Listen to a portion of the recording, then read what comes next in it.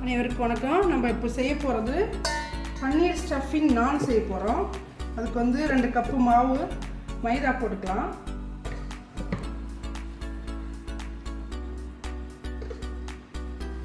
ரெண்டரை கப்பு போட்டிருக்கேன். அதில் கொஞ்சம் பேக்கிங் பவுடர், பேக்கிங் சோடா போட்டுக்கலாம்.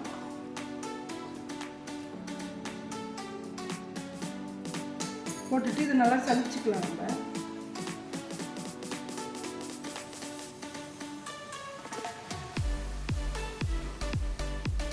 இதில் கொஞ்சம் உப்பு போட்டுக்கலாம்.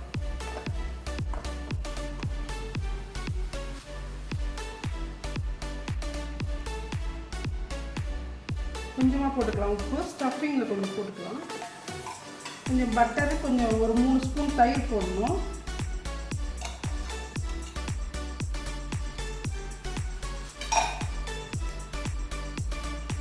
பட்டர் போட்டு நல்லா மிக்ஸ் பண்ணிக்கலாம்.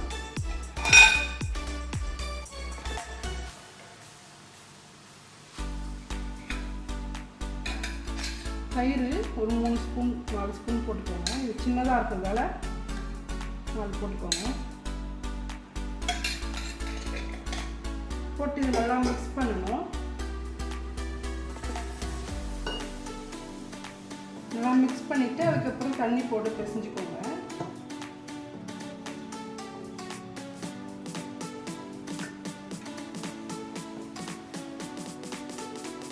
நல்லா மிக்ஸ் பண்ணிக்கலாம். உப்பு, பேக்கிங் பவுடர் எல்லாம் போடுறதால கொஞ்சம் வச்ச உடனே நல்லா சாஃப்ட்னஸ் கொடுத்துரும். நம்ம கடையில் வாங்குற நான் மாதிரியே இருக்கும்.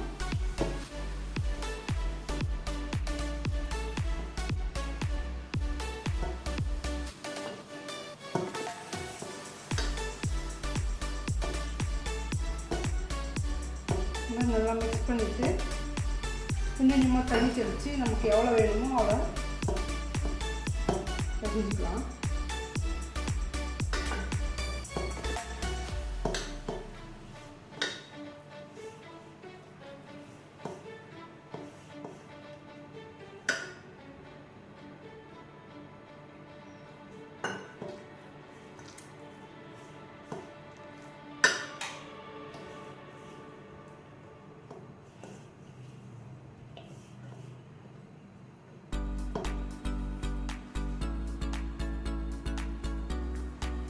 நல்லா மாவு இது மாதிரி பிசைஞ்சிட்டு ஒரு 10 நிமிஷத்துக்கு நல்லா மூடி வச்சுருங்க. நல்லா ஊறட்டும். நம்ம ஸ்டஃபிங் ரெடி பண்ணலாம். ஸ்டஃபிங்க்கு ஆயில் வச்சுருக்கேன். ஆயில் சூடாகணும். கொஞ்சமாக ஜீரகம் போட்டுக்கலாம்.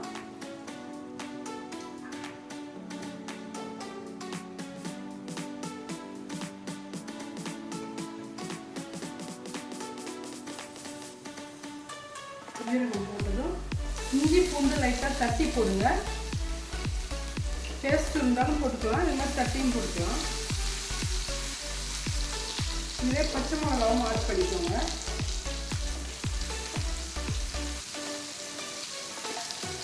நல்லா வதங்கட்டும்.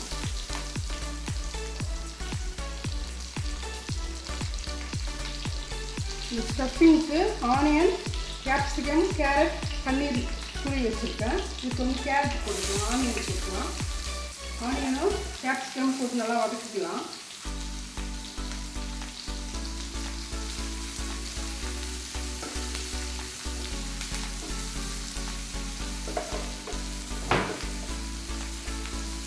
ஆனியன் வதங்கிறதுக்கு கொஞ்சமாக சால்ட் போட்டுக்கலாம்.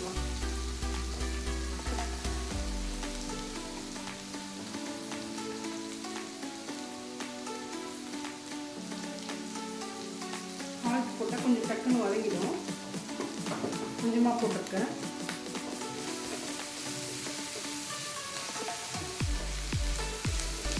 கொஞ்சம் கலர் மாறட்டும்.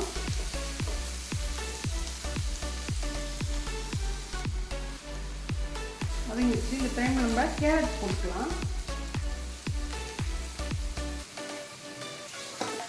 கேரட் நல்லா வதங்கிட்டோம்.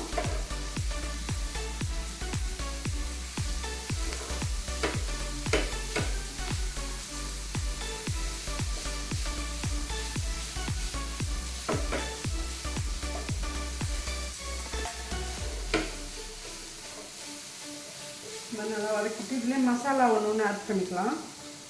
சாட் மசாலா கொஞ்சம்,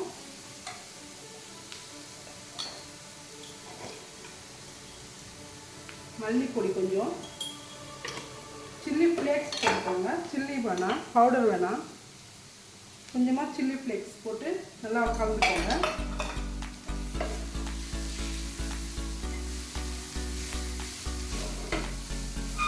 நல்லா வதங்கணும். வதங்கினதுக்கப்புறம் நம்ம பன்னீர் ஆட் பண்ணிக்கலாம். நல்லா வதங்கிச்சு பாருங்கள். இந்த டைமில் நம்ம பன்னீர் ஆட் பண்ணிக்கலாம்.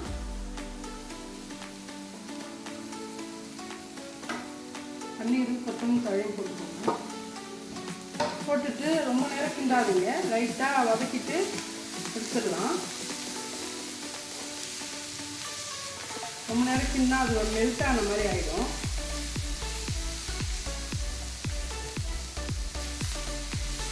அதுதான், இதை ஆஃப் பண்ணிவிட்டு நம்ம ஸ்டஃபிங் ரெடி பண்ணிக்கலாம்.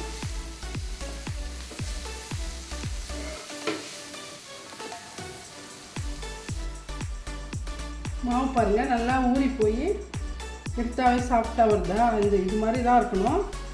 இதை நல்லா இது பண்ணிவிட்டு ரவுண்ட் ஆக்கிட்டு இதுக்குள்ளே ஸ்டஃபிங் வச்சு நானுக்கு ரெடி பண்ணிக்கலாம்.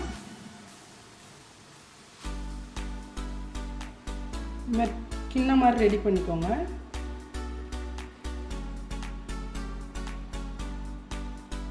இதுக்குள்ளே நம்ம செஞ்ச மசாலாவை, பன்னீர் மசாலா வச்சுக்கலாம்.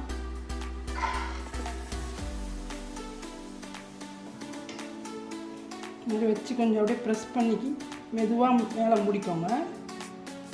நல்லா சீல் ஆகணும், வெளியில் வரக்கூடாது.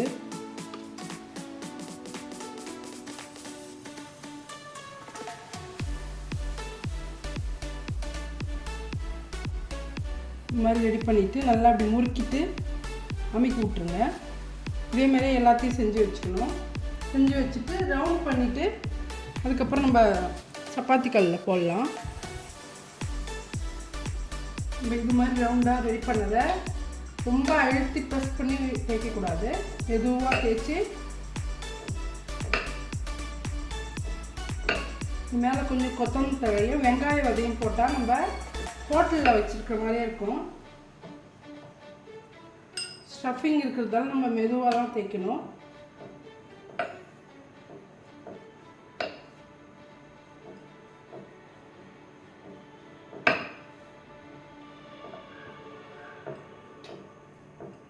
இது மாதிரி ரெடி பண்ணிவிட்டு பாருங்கள், முன்னாடியே இது மாதிரி கொஞ்சம் கொத்தமல்லி தழையும் வெங்காய வதையும் மேலே ப்ரெஸ் பண்ணிவிட்டு நம்ம தவாவில் போட்டுக்கலாம். தவா நல்லா சூடாகிடுச்சு. இந்த டைமில் நம்ம கொஞ்சமாக தண்ணி தெளிச்சுக்கணும். தண்ணி தெளிச்சுட்டு நம்ம போட்டு வச்சுருக்கிற இந்த நானை அதில் போட்டுக்கலாம். போட்டு அதில் நல்லா ப்ரெஸ் பண்ணி விட்டுருங்க. கொஞ்சமாக பட்டர் போட்டுக்கலாம்.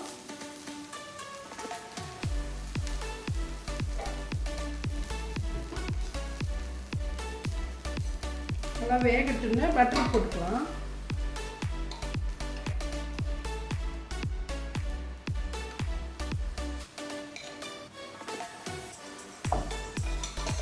ஒரு சைடு வேகட்டுன்னு திரும்ப வந்து நம்ம நெருப்பில் காமிக்கலாம். இதை தண்ணி தெளிக்கிறதால அது நல்லா ஒட்டிக்கும்.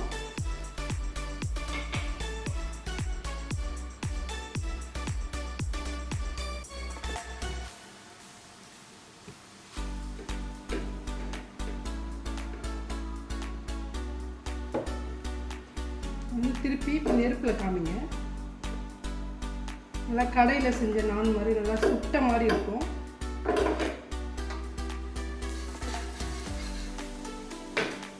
திருப்பி போட்டுட்டு இந்த டைமில் பட்டர் தடவி மூடிடுங்க. சிம்மில் வச்சுட்டு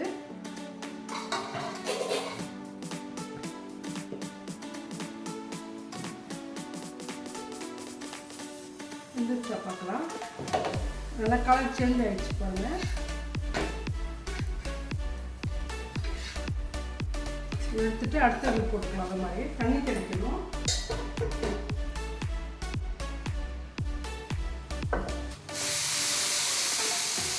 தெளிச்சுட்டு இதை வந்து அதெல்லாம் ஒட்டிடணும்.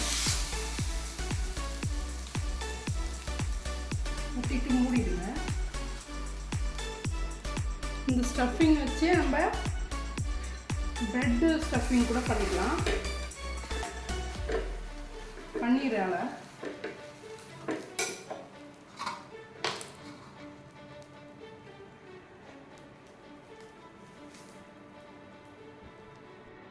இங்கே பாருங்கள், சுவையான பன்னீர் நான் ரெடி ஆயிடுச்சு. இந்த வீடியோ பிடிச்சிருந்தா லைக் பண்ணுங்கள், ஷேர் பண்ணுங்கள், கமெண்ட் பண்ணுங்கள், சப்ஸ்கிரைப் பண்ண மறக்காதீங்க. நன்றி.